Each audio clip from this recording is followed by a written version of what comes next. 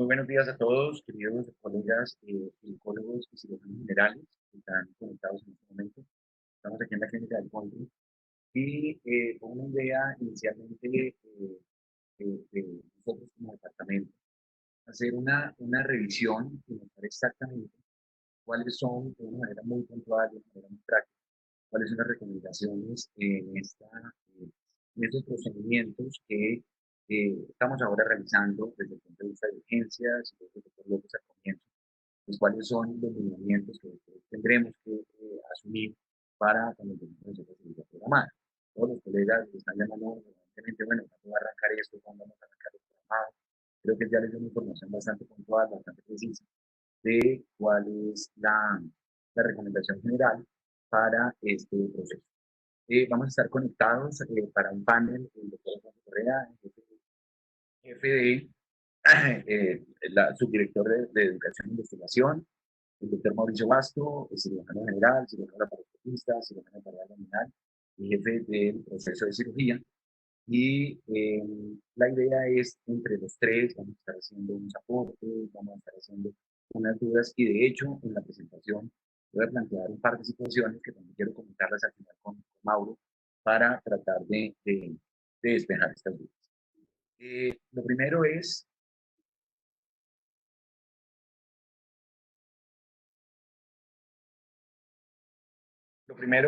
nosotros no podemos ahorita estar arrepentidos y decir como añorando la situación antes y decir, bueno, tan bueno que operábamos antes, el otro día cuando estábamos en la laparoscopia de urgencia, uno de los colegas dijo, no, miren lo que terminamos, nosotros operando así, jamás nos íbamos a imaginar que íbamos a terminar en estas condiciones de cirugía.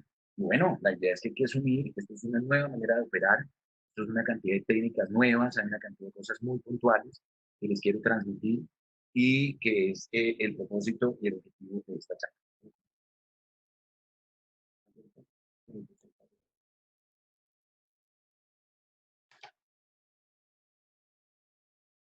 Entonces, nuestro contenido del día de hoy es hablar de unas generalidades que las vamos a pasar muy rápido, algunos temas respecto a la epidemiología, qué hay en la seguridad en el quirófano, cuál es la experiencia clínica y algo que es muy importante, que es probablemente el objetivo central de esta charla, que así lo titulamos, son las recomendaciones y los lineamientos institucionales que aplican no solamente para Clínica del Country y Clínica La Colina, sino en general para todos los sitios donde se realice cirugía mínimamente invasiva de urgencia. Tenemos una fortuna grande que aquí no hay artículos viejos, aquí no existen artículos de diciembre para atrás, porque pues todas las revisiones, toda la literatura tiene menos de 3 meses. Es una ventaja grande, pero una desventaja desde el punto de vista que probablemente lo que estamos diciendo ahora, en una semana o en 2 semanas o en un mes, va a estar siendo rebatido.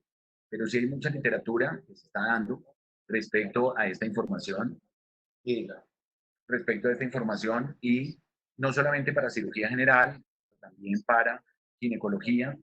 Y lo que les digo, ya hay unas posiciones que ya están publicadas. Ustedes ven, miren, por ejemplo, esto del Journal de Ginecología Mínimamente Invasivo, que fue recibido y aceptado el mismo día y probablemente publicado ya en las páginas web, porque la información de esto es tremendamente rápida. Hicimos una revisión muy exhaustiva. Quiero resaltar el Fernanda Toro, residente del Rosario, con la cual hicimos la revisión de todos estos artículos y hicimos lo que ustedes van a ver ahora. Algunas generalidades que yo creo que no vale la pena entrar, ya esto no lo sabemos absolutamente todos de memoria, pero sí es claro frente a lo que estamos. Es una actualización de casos confirmados en el mundo, el total de fallecimientos, el total de pacientes recuperados, y esto, todos ustedes también conocen esta estadística que cambia a diario frente a los resultados progresivos que por fortuna hasta ahorita contenidos que tenemos en nuestro país. ¿Cuál es el punto inicial para nosotros empezar con esta introducción? Primero, que hay una disminución a nivel mundial de procedimientos selectivos. O sea, esto es claro, esto es una conducta que se hizo fundamentalmente, las instituciones la hicieron para permitir una distribución del personal y lógicamente de los recursos. Y obviamente se consideró que habrían unos procedimientos que necesariamente la gente sigue enfermando, entonces necesariamente hay que continuar haciéndolos. Les quiero entrar de una vez en detalle cuáles son las indicaciones claras de urgencia en cirugía ginecológica para nosotros ponernos, contextualizarnos un poco frente a qué patologías son las que necesariamente tienen este tipo de manejo. Embarazo ectópico, que lo podríamos discutir un poquito más adelante, que no haya respondido a manejo médico o que no tenga unas indicaciones claras de dar manejo médico, una masa anexial con una sospecha de ruptura o torsión, una paciente con un dolor pélvico agudo que queramos saber su etiología, un absceso tubovárico refractario a manejo médico, o un absceso de más de 6 centímetros que ya tenga compromiso sistémico por infección, que eso sigue respetando nuestros parámetros de intervención en infección ginecológica por la paroscopia, y una paciente que tenga un sangrado ginecológico agudo y anemizante. Estas son las indicaciones ginecológicas. No encontramos ninguna otra indicación clara de llevar a un paciente para una cirugía de urgencias. Y tendríamos estos dos grupos que habría que discutirlos también eventualmente, son cirugías en las que la vida del paciente está en riesgo y que definitivamente no se pueda posponer, que ahí entraría la cirugía de cáncer de ovario, entraría la cirugía de cervix, pero ahí sí habría que hacer una individualización muy puntual en los casos de carcinoma de endometrio. Y las cirugías, claramente, que ustedes todos los pacientes los han estado llamando, que son con unas indicaciones ginecológicas que pueden ser perfectamente postergables semanas o incluso meses, como son pacientes con paristerectomía por miomatosis, pacientes para histeroscopia, pacientes para miomectomía, la paroscopia es para estudio de fertilidad, sabemos que de hecho los programas de fertilidad en este momento están cerrados, las cirugías de piso pélvico, los procedimientos de estética vaginal, las conizaciones para clasificación de lesión cervical y toda la cirugía relacionada con endometriosis. Estas son, como les digo, trabajamos mucho para tratar de mirar cuáles son las indicaciones puntuales de qué cirugías también el comité de las clínicas va a terminar autorizando o no autorizando para definir cuál es la urgencia, pero sobre todo la pertinencia de estas cirugías. Nosotros estamos hablando del grupo quirúrgico, estamos hablando cirujanos, ginecólogos, pero anestesiólogos, porque lógicamente son probablemente la primera línea de batalla en el quirófano, estamos llenos de unos principales temores. ¿Cuál va a ser realmente nuestra protección? ¿Cómo vamos a hacer? El objetivo es uno solo, cómo vamos a disminuir la transmisión viral. Y lógicamente hay una preocupación que a usted se lo expresan todos los colegas. Bueno, y con la laparoscopia no hay una generación potencial de aerosoles contaminados. ¿Qué pasa con una fuga de CO2? ¿Qué pasa cuando ustedes están aplicando la energía? ¿Qué pasa con el humo quirúrgico? Entonces, estos temores son los que vamos a tratar pues, de resolver en la medida en que podamos hacerlo. Sabemos claramente, para hacer una introducción puntual del humo, para que nosotros tengamos esto en cuenta, la concentraciones altas de monóxido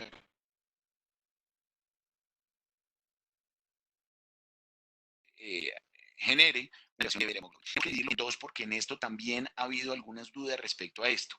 En el humo quirúrgico se dividen las partículas pequeñas y las partículas grandes.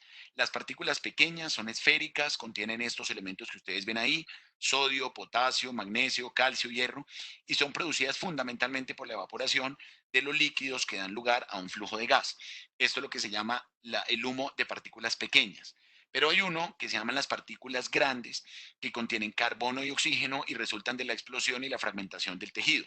Cuando ustedes ven y hacen aplicación de energía sobre cualquier estructura anatómica, se produce un estallido celular y eso genera esas partículas grandes, o sea, van a arrastrar el tejido secundario de una manera mecánica. Fíjense que esto nos ha enseñado algo que lo sabíamos desde hace muchísimo tiempo. Miren toda la cantidad de sustancias que se liberan con el humo quirúrgico, pero aquí no hay una diferenciación entre la cirugía laparoscópica o la cirugía abierta. El humo quirúrgico producido desde los lápices del electro hasta todos los generadores electroquirúrgicos producen toda esta cantidad de situaciones y nosotros, fíjense que, pues sabemos que estas sustancias o estos productos químicos se liberan con el humo de las cirugías. Entonces, ¿qué es lo que empezó a pasar con esta información del COVID-19? Pues que la laparoscopia sabemos claramente que puede generar unos aerosoles, entonces mismo es el riesgo de exposición. Y el otro punto que se ha tratado también de establecer es 94, que el BPH hasta el 40% puede ser detectado en el humo quirúrgico. Y miren que el virus de la hepatitis B, desde el año 2016, sabemos que hasta en un 90% se puede llegar a liberar en el humo. Incluso se ha hablado, se ha descrito, hay literatura al respecto, a que el humo quirúrgico ha producido en los cirujanos situaciones como papilomatosis laringea, se han hablado de carcinomas de células claras y test positivo para HPV-16, porque fíjense que puede contener el humo en cirugía partículas de sangre, fragmentos virales, el humo es 95% agua, sabemos, y 5% de partículas en las cuales ya vimos que puede contener hasta 45 agentes químicos. Los dispositivos de ultrasonido y electroquirúrgicos todos van a ser producción de humo y lo que se ha discutido, lo que se ha planteado es si esto puede llegar a aumentar la transmisión viral por esta situación. Incluso uno de los puntos que vamos al final a discutir con Mauro, porque se ha hablado en algunos artículos, en otros no, que la energía ultrasónica, por el mecanismo de corte, que ustedes saben que es cavitación, va a producir partículas de mayor tamaño, a diferencia de los otros, tanto los bipolares avanzados como los bipolares convencionales y el uso de la energía monopolar. Entonces, por eso se ha discutido sí o no que la energía ultrasónica, que sabemos que se utiliza tanto por parte de cirugía general como por ginecología, podría eventualmente producir estas partículas de mayor tamaño y teniendo en cuenta también que la energía ultrasónica, como tiene menos temperaturas que la energía bipolar convencional o la energía bipolar avanzada, pues lógicamente podría no desactivar los componentes celulares del virus en la cavidad abdominal. Esto es un tema contradictorio, algunos artículos le dicen que no tiene ningún problema, otros artículos le dicen que sí. Vuelvo y les digo, ya hay cierta cantidad de literatura y nos estamos basando en unas conferencias que se hicieron hace 2 semanas en directo desde Wuhan con cirujanos generales y con ginecólogos y una que se hizo hace una semana desde Nueva York coordinando cirujanos desde Shanghai y desde Barcelona. O sea, lo que les digo, este temor no es nuestro, eso es un temor absolutamente mundial. Sabemos claramente que todos nuestros quirófanos tienen presión positiva y el objetivo de la presión positiva es evitar que el flujo de aire de áreas menos estériles pase a uno más estéril. Pero sabemos que los quirófanos que idealmente deben tener es presión negativa, que esto es uno de los factores que también nos podría ayudar a disminuir esta difusión de aerosoles y a disminuir la transmisión viral. Entonces, ya tenemos claro que la producción de humo quirúrgico puede tener aerosolización, que obviamente se ha discutido, lo que les digo, que el neumoperitoneo, que sí, que no, que mayor riesgo, y tenemos claro que aquí aplican también los beneficios de la cirugía de mínimo acceso, la cirugía mínimamente invasiva en ginecología y en cirugía general, como son muchísimo menor morbimortalidad, algo que es fundamental es la estancia hospitalaria y la recuperación posoperatoria, también es lo que determina, por lo cual nosotros seguimos recomendando esto junto con otras cosas más adelante, frente a el beneficio que ofrece la cirugía mínimamente invasiva y en comparación a la cirugía abierta, sabiendo que ambos abordajes producen humo. Nosotros en la cirugía abierta, también, así sea de urgencia o programada, utilizamos mucho energía monopolar, utilizamos mucho el bisturí eléctrico y esto hace una producción de humo que vamos a, si en el sentido práctico lo observamos, este humo en cirugía abierta pues no es fácilmente como controlable, en cambio en cirugía laparoscópica tenemos la ventaja que el humo está confinado a la cavidad abdominal. Esto tendría otro beneficio en cirugía mínimamente invasiva. Entonces sabemos con esta literatura que no aumenta el riesgo de transmisión hacer la paroscopia ginecológica, vuelvo y les digo, lo mismo aplicaría para cirugía abierta, siempre y cuando, por eso fue uno de los objetivos ahora que planteó Marco, que se utilicen de manera adecuada los elementos de protección personal. O sea, usted puede estar más tranquilo, no totalmente, pero va a estar más tranquilo si ha utilizado de manera adecuada los elementos de protección personal que son absolutamente necesarios utilizarlos en todas las cirugías, bien sea abierta o bien sea por vía endoscópica. Han habido unos consensos que han tratado de unificar esta información que estamos mostrando, que van desde la Sociedad Europea de Endoscopia Ginecológica, la Sociedad Británica, la Asociación Americana de Cirugía Mínimamente Invasiva, y las recomendaciones son puntualmente, primero, que se deben tomar todas las precauciones para disminuir los riesgos de transmisión. Algo que es importante, y lo hablé con algunas instrumentadoras en alguna de las dos instituciones, es que me decía, mire, es que los doctores a veces se molestan y entonces que porque uno le está diciendo que higienícese y quítese los elementos de protección personal uno a uno y que vuelva a higienícese y lave usted mismo la careta. Esto es una forma de protegerse, no solamente el cirujano, sino el grupo quirúrgico. Entonces, obviamente, todo el mundo está en una gran tensión en estos momentos. Entonces, tenemos que seguir puntualmente estos lineamientos, más que en la vestida, lógicamente en la desvestida, porque en la desvestida ya puede venir la contaminación y ahí es donde se produce por una mala retirada de un tapabocas, por una mala retirada de un elemento de una bata quirúrgica, se puede producir una pérdida de todo lo que nos cuidamos un tiempo antes. Esto, lógicamente, la mala utilización de los elementos de protección personal va a aumentar la tasa de infección en personal de salud y nos va a aumentar en general la morbilidad y la mortalidad sanitaria. Entonces, ¿cuáles son las recomendaciones que quiero que las tomen en cuenta una a una frente a esto? Lo primero es si hay una alternativa de manejo médico para el paciente, plantéenselo de entrada. Esto es un consenso, ya lo van a ver más adelante en todo la recomendación es igual. Si tenemos una paciente para un embarazo ectópico que cumpla con los criterios del manejo médico, si tiene una paciente con un quiste de ovario y se da la opción de un manejo analgésico, déjelo en observación. Si tiene una paciente con un absceso tubovárico y cumple las condiciones, déle manejo antibiótico antes de llevarlo a cirugía. O sea, no piense de entrada en un manejo quirúrgico. Claramente, cuando ya se sale de estas indicaciones, pues habremos que hacer la laparoscopia.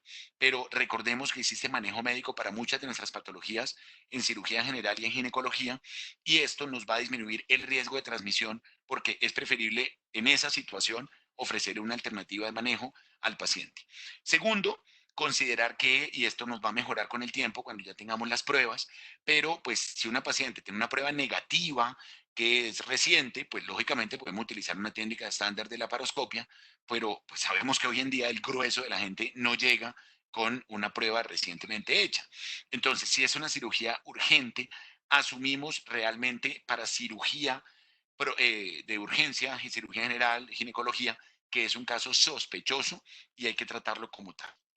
Entonces, hay unas rutas que todas las tenemos que respetar.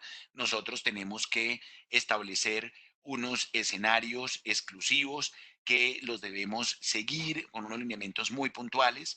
Desde el punto de vista de técnica quirúrgica, hay dos situaciones que de entrada hay que hacerlas. Primero, hay que utilizar el recurso humano del cirujano más experto y el menor tiempo quirúrgico posible.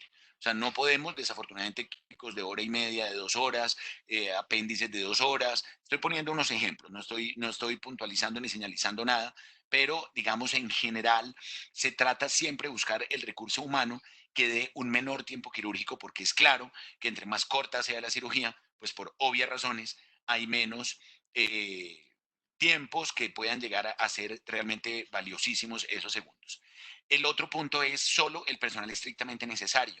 Tenemos que estar nosotros como capitán del barco en que, bueno, quién va a ser la auxiliar, quién va a ser la jefe que nos va a estar acompañando, quién, la auxiliar, qué funciones va a hacer con el anestesiólogo, con el cirujano, qué apoyo le va a dar a la instrumentadora, pero tratemos de minimizar por optimización de recursos. Sabemos claramente que bueno sería tener 3 auxiliares en la sala y 2 enfermeras jefes y 3 instrumentadoras, pero pues entre más personal tengamos, pues más se van a utilizar y se van a gastar los recursos que tenemos.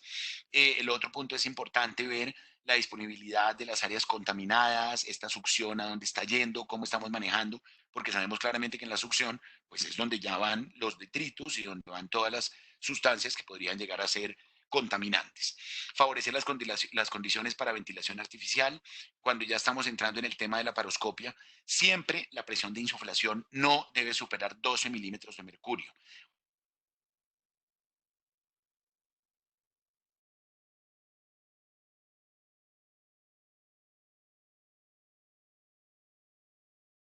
Nos permite hacer con una presión de inflación máximo con 12 milímetros de mercurio. El otro punto es una serie de recomendaciones de hacer las incisiones en la pared abdominal lo más ceñidas al tamaño del trocar. No podemos hacer incisiones grandes que nos hagan fugas del CO2 cuando estamos aplicando los trócares. Lógicamente tratar de limitar el número y tamaño de las incisiones, porque pues entre más trócares tengamos, más posibilidades de fuga puede llegar a ser. Tratemos de minimizar el uso de energía, tratemos de minimizar el intercambio de instrumentos, no estar utilizando tanta extracción de pinzas, sino tratar en la medida de lo posible de estar utilizando los instrumentos que se requieren mínimo para esa cirugía y permanentemente la succión del humo quirúrgico. tratar de utilizar filtros, tratar de utilizar microfiltros, que ya se está en la adquisición de esos equipos, que nos va a ayudar, lógicamente, en ese proceso. Si nosotros vemos que hay una cirugía laparoscópica que eventualmente puede llegar a tener, y quiero aclararlo desde ahorita, una cirugía laparoscópica que pueda llegar a tener un proceso adherencial importante, pacientes con antecedentes de cirugías abdominales, qué bueno trabajar con grupos quirúrgicos desde el comienzo.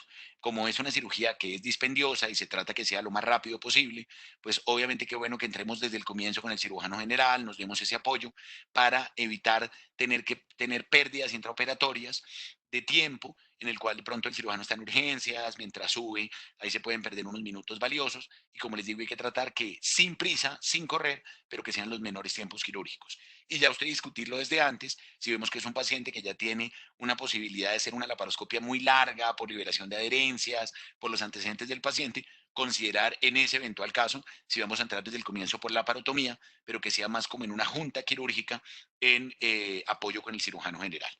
Histerectomía de urgencia, claramente sabemos que no se puede hacer. Hay unos puntos que son críticos, como es la cirugía de histerectomía, es la cirugía estrella nuestra en nuestra práctica, pero en la colpotomía, ¿qué va a pasar con ese humo cuando nosotros hacemos las incisiones, con la extracción del útero por vía vaginal? Lógicamente sabemos que un morcelador pues no se va a poder utilizar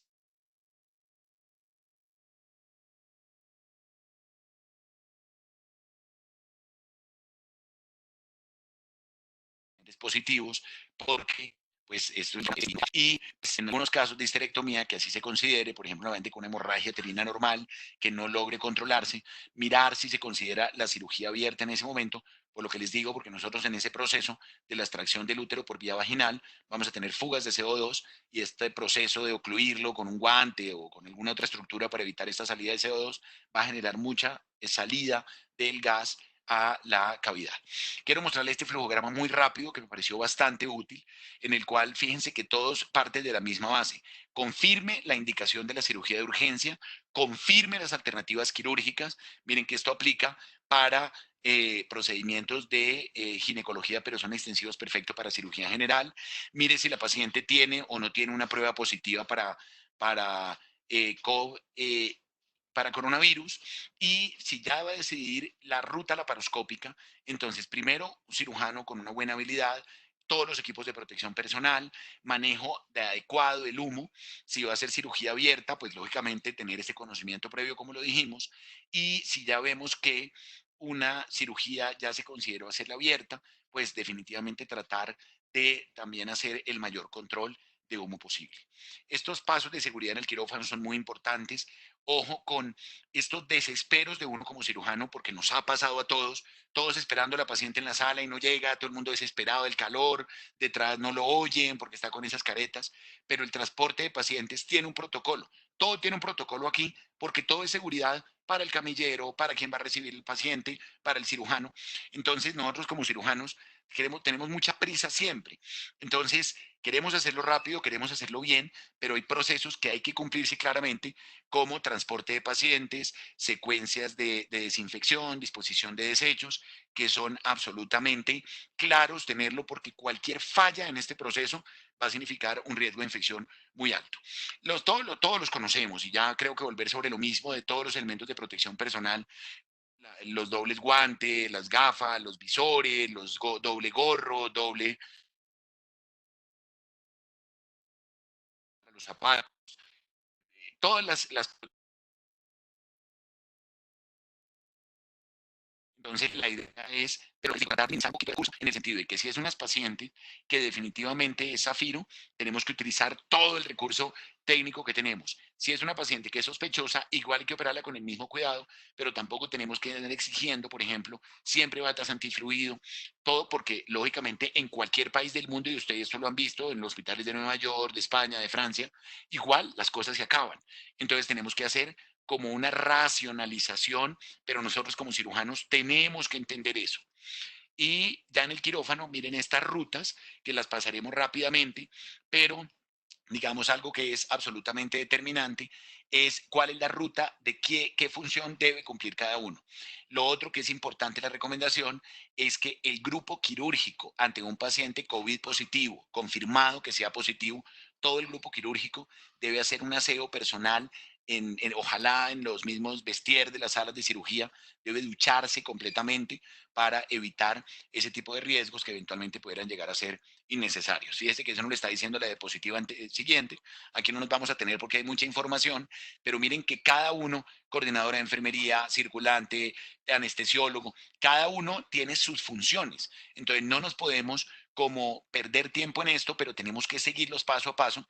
Y miren que esta recomendación abajo dice, todo el personal debe ducharse después de la intervención para evitar contaminaciones en sus casas, contaminaciones ya en su situación personal. Las desinfecciones, ¿por qué volvemos a ser tan insistente con esto? Porque es dispendioso y créanme que los que hemos entrado a varias cirugías de urgencia por la paroscopia, todo el tiempo es higienice, quítese los guantes, otra vez me tengo que higienizar, sí, otra vez lo tiene que hacer. Y de la forma como se quite la máscara quirúrgica es la posibilidad de disminuir en una máscara contaminada diseminación del grupo quirúrgico. Toca hacerlo, nos moleste o no nos moleste, parte de esta charla que hay de evidencia, pero hacer como una sensibilización como cirujanos, que ya cuando usted lleva varias cirugías, ya no le parece tan dispendioso. Esto le parece engorroso las dos primeras, pero obviamente, pues claro, si lo vamos a comparar con lo que hacíamos antes, pero no nos podemos seguir, vuelvo y le repito, añorando qué se hacía antes. Aspectos claves, cuando un paciente ya es sospechoso de infección, máximo cuidado, traslados limitados, evitar tránsito de personal intraoperatorio, disposición de desechos, y les voy a mostrar ahora sí estas recomendaciones, ya prácticamente entrando en terminación de esta conferencia y dar la apertura para el panel de preguntas. Me gustó mucho de los 4 consensos del británico, del americano, del europeo, porque ellos lo están sufriendo y ellos lo están viviendo y ellos en España están operando ectópicos rotos y están operando quistes de ovario. Independientemente de esta crisis hospitalaria, pues lógicamente no el 100% de la atención es para los pacientes Zafiro. Lógicamente nuestras pacientes siguen enfermando y tenemos que ofrecerle lo mejor posible. Por eso me gustó tanto esta recomendación de la Sociedad Europea. Salió hace 2 semanas, ustedes la pueden buscar en la página oficial de la Sociedad Europea. Esto es un consenso que reúne información de muchos cirujanos. Y miren, otra vez lo mismo. Arranca el consenso diciendo que si hay la opción de posponer la cirugía y darle un manejo médico, tratemos de hacerlo y mirar consideraciones de alternativas no quirúrgicas. Pero esto me gustó mucho esta información en el sentido en el que dice, por eso me permití, discúlpeme que lo hice, no le hice la traducción porque quería ponerlo literal para que no se perdiera ningún detalle de cuál es su consenso. Dice que ellos saben que la carga viral de los pacientes infectados por COVID-19 aparentemente en sangre es baja, tiene unas concentraciones tremendamente altas en vías respiratorias, pero por ejemplo en secreción vaginal es baja y en viremia en sangre es baja, teniendo en cuenta también que ellos saben que también en el humo puede haber HIV, virus de hepatitis B, pero no hay datos de la presencia, por lo menos, de humo de COVID-19. Esto nos da un parte de tranquilidad para quienes seguimos operando. Obviamente, digamos, seguimos tomando todas las precauciones, absolutamente todas que se puedan imaginar, pero por lo menos nos da esa tranquilidad que la literatura nos dice que no hay una data de presencia realmente como una posibilidad real. Y dice que, sin embargo, lógicamente, ellos prefieren, o el consenso de ellos, es que podrían preferir la laparoscópica por las razones antes, que tiene un humo confinado en un espacio cerrado, que es más fácil ejercer una succión del humo que hacerlo en una cirugía abierta, donde sería casi imposible controlar la fuga de humo. No nos podemos estar ajenos nosotros como Federación de Ginecología a hacer un consenso. El consenso de la Federación de Ginecología es, y esto aplica por favor para todas las instituciones, porque nos hemos enterado en la Federación, en la Sociedad Bogotana de Ginecología, que todavía hay instituciones que siguen haciendo cirugía electiva, que no, que nosotros nos ponemos N95, que yo no creo que esta paciente lo tenga, que nosotros tenemos que seguir sobreviviendo. La recomendación es mundial, no es una recomendación institucional, no es una recomendación de la federación. Se recomienda no realizar en este momento procedimientos quirúrgicos electivos y limitar la programación de los quirófanos a procedimientos de urgencia, de oncología o casos que no den espera. Pero por favor, es increíble, hace 2 semanas en una institución en Bogotá, 2 pacientes para colpoperinorrafia, pacientes mayores de 60 años, que son pacientes que también tienen un ingreso a UCI muy alta, con todas las complicaciones que puedan estar a eso. Entonces, todos los consensos que ustedes ven aquí escritos nos da el paso para entender que hay una cantidad de estrategias quirúrgicas que las vamos a ver para terminar ya, que tomen en cuenta una a una para cuando ustedes estén en cirugía de urgencia en las instituciones. La primera de ellas, repetimos, tener todos los protocolos de máxima protección para paciente asintomático, que ya no vale la pena volver sobre ellos, tratar con los anestesiólogos de hacer una máxima relajación anestésica para evitar el pujo intraoperatorio, la presión máxima 12 milímetros de mercurio, uso de trócares desechables, permanecer con el lente de laparoscopio por puerto principal hasta el final de la cirugía. O sea, no podemos estar en esa sacadera y metedera del lente que porque se empañó, que porque está sucio. Cerciórese desde antes, tome las medidas previas antes de introducir el lente de medidas antiempaño, no utilizar digamos, el cambio de lentes, porque ese proceso de cambio de lentes puede llegar a implicar también nosotros un riesgo, hacer el balance de blancos desde antes, mejor dicho, tener todo listo para que cuando introduzcamos el lente quirúrgico no tengamos que volverlos a extraer hasta el final de la cirugía. Volvemos a hacer la insistencia, tiempos quirúrgicos lo más breve posibles. Vuelvo a hacer la observación, lo dejé interrogado, lo quiero hablar ahora, como les digo, con Mauro, oír su opinión, por el no uso de energía ultrasónica, porque hay literatura discordante. Hay literatura que dice que hay mayor aerosolización, otros dicen que es mejor utilizar dispositivos de energía avanzada, que los tenemos en todas nuestras instituciones, para tratar de trabajar con temperaturas menores que tengan menos producción de humo. Y si vamos a utilizar bipolar convencional, tratar de trabajarlo con 30 vatios, lo cual nos hace una buena hemostasia, pero lógicamente entre menos batiaje utilicemos, hay menos producción de humo. Ya lo dijimos, hacer la mínima cantidad de incisión, tanto en número como en tamaño, para evitar pérdidas de gas a este nivel. Introducción de la endobolsa para extraer el quiste de ovario, para extraer a los cirujanos, nos lo dirá Mauro, para extraer, digamos, el apéndice, etcétera. Siempre que vamos a introducir una endobolsa con la paciente completamente desuflada. Eso significa que cerramos el flujo de CO2 con la succión, obviamente habremos metido la bolsa por el trocar de 10 y con la, perdóname, desuflamos y ahí sí metemos la bolsa por el trocar de 10 y ya cuando la bolsa está dentro, ahí sí abrimos el CO2 nuevamente para insuflar. Entonces, la introducción de la bolsa tiene que ser con el paciente desuflado completamente. En caso de ectópico, que es una circunstancia que la aprendimos sobre la marcha, esto no estaba escrito en ningún lado, es que cuando, porque es de hecho, pues fíjense que es la cirugía más frecuente que nosotros estamos manejando de urgencia, nosotros la operábamos convencionalmente, que usted hacía la salpingectomía, metía la bolsa y metía el ectópico dentro de la bolsa.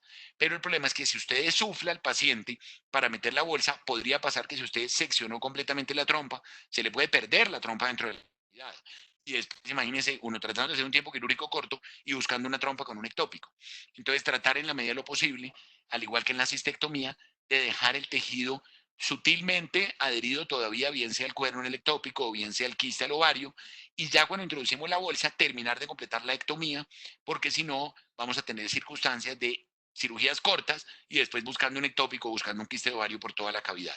Tratar de hacer una máxima hemostasia para evitar los posibles sangrados postoperatorios, tratar que sea manejado de manera ambulatoria para evitar mayores estancias hospitalarias. Volvemos a repetir, paciencia un poquito, se necesita la menor cantidad de staff quirúrgico dentro de la sala de cirugía, el uso de microfiltros para extracción de humo. Y el segundo punto que quiero discutirlo también con Mauro, porque ellos son más, los cirujanos, más de drenes, más que nosotros, pero en el caso, por ejemplo, de absceso tubovárico lo utilizamos, se hace una recomendación de no dejar drenes abiertos, como Blake o Jackson Prado, cualquier dren que vamos a dejar, dado el riesgo de diseminación viral a este nivel. Les voy a mostrar un poquitico nuestra corta experiencia clínica. Llevamos 7 pacientes operados en Clínica La Colina, de los cuales 6 han sido embarazos ectópicos. 2 de ellas se hicieron con protocolo Zafiro completo, una de ellas por hacer el simulacro y la otra era una paciente enfermera jefe de aquí de Country. La jefe se fue a Colina y ella había tenido una exposición porque había hecho un turno en la UCI 2 días antes. Entonces se manejó como protocolo Zafiro completo. Esas son las 2 pacientes que hemos utilizado todo el arsenal con historia clínica fuera de la sala, bueno, todo lo que ustedes ya saben respecto a cómo es el protocolo Zafiro completo. De estas pacientes, 6 ambulatorias, una de ellas estuvo hospitalizada menos de 24 horas, pacientes que les hemos dado salida incluso en la noche después de la cirugía, porque pues tratar sobre todo de minimizar la estancia hospitalaria. Quiero darle gracias a todos ustedes por esta atención.